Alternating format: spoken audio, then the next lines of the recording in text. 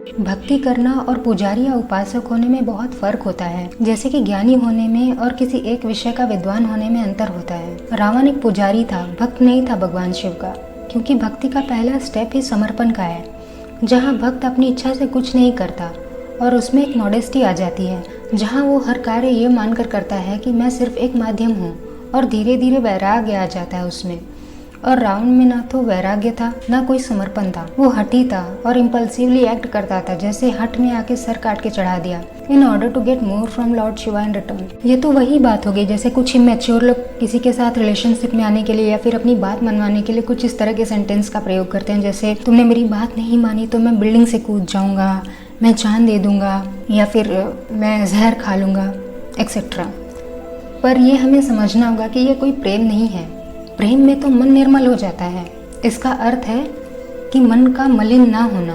पर रावण के केस में ये पूरी तरीके से उल्टा है। वो तो कैरेक्टर का भी अच्छा नहीं था, पर ये प्लेटफॉर्म सही नहीं है किसी के कैरेक्टर के बारे में बात करने के लिए। और वो किताबी नॉलेज रखता था जिसे हम विद्वान कह सकते हैं, पर ब्रह्म ज्ञान उसके बस की बात नहीं है और ना वो मुक्त है। रावण जैसों को भक्ति के नाम पे आइडियलाइज करना बंद करना ही होगा हमें, नहीं तो ऐसे लोगों से इंस्पायर होके लोग समाज को दूषित करते रहेंगे। शिव की नज़र में ना कोई छोटा है ना कोई बड़ा है, तो ये कोई क्लेम नहीं कर सकता कि वो शिव का सबसे बड़ा भक्त है।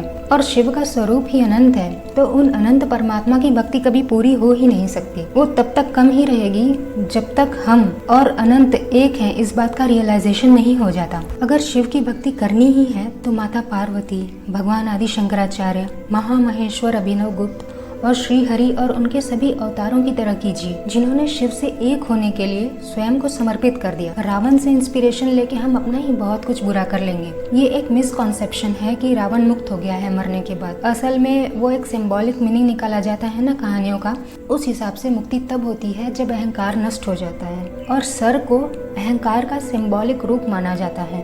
और रावण का सर कटने के बाद अहंकार नष्ट हो गया और वो मुक्त हुआ। पर अगर एक्चुअल स्टोरी देखी जाए तो रावण का मरना मतलब लंका में अधर्म और अधर्मी दोनों का नाश होना और धर्म का रीस्टैब्लिशमेंट होना है। बिना ब्रह्म ज्ञान के मोक्ष की प्राप्ति होना असंभव है। ये बात भगवान श्री आदि शंकराचार्य जी ने भी कही थी और संत श्री ज्ञानेश्वर जी महाराज ने कही थी। पर मोक्ष और मुक्ति क्या है, इस टॉपिक पे हम डिटेल डिस्कशन करेंगे दूसरी वीडियो में। एनीवेज, भक्त को अपने आराध्य से बड़ा शुद्ध प्रेम होता है और जिनसे प्रेम हो उन्हें कोई क्रोधित करके दुखी कैसे कर सकता है। ये कैसी भक्ति है जिसमें उसने शिव को रुद्र तांडव करवा दिया। शिव तो आनंद तांडव, लास्य तांडव और भी बहुत प्रकार के तांडव करते हैं। तुम्हें क्रोधित ही क्यों करना था उन्हें? अगर आपको शिव का रियल नेचर जानना है और उनकी भक्ति में आगे बढ़ना है तो श्री आदि गुरु शंकराचार्य जी द्वारा रचित बहुत सारे स्तोत्र हैं भगवान शिव पे, उनको सुनिए।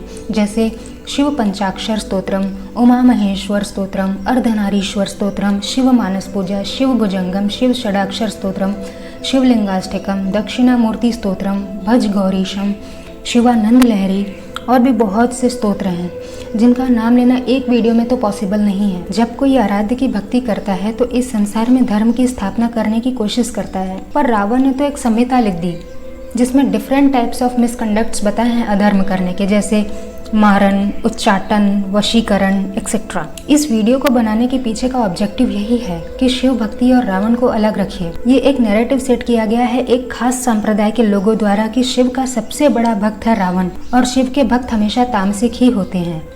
पर सच तो ये है कि शिव के भक्त हमेशा कर्मयोगी और ज्ञान योगी होते हैं, जैसे महारानी अहिल्याबाई होलकर, चोलास द ग्रेट, राजा विक्रमादित्य, आदि शंकराचार्य जी, महाराणा प्रताप, गुरु गोरखनाथ और भी बहुत सारे। तो इस वीडियो को मैं बस ये कह के कंक्लूड करना चाहूँगी कि भक्ति रावण से हमें नहीं सीखनी चाहिए, क्योंकि वो भक्त था ही नहीं। भक्ति अगर सीखनी है तो आदि शंकराचार्य जी से सीखिए। अगली वीडियो में फिर मिलेंगे, तब तक के लिए नमः शिवाय।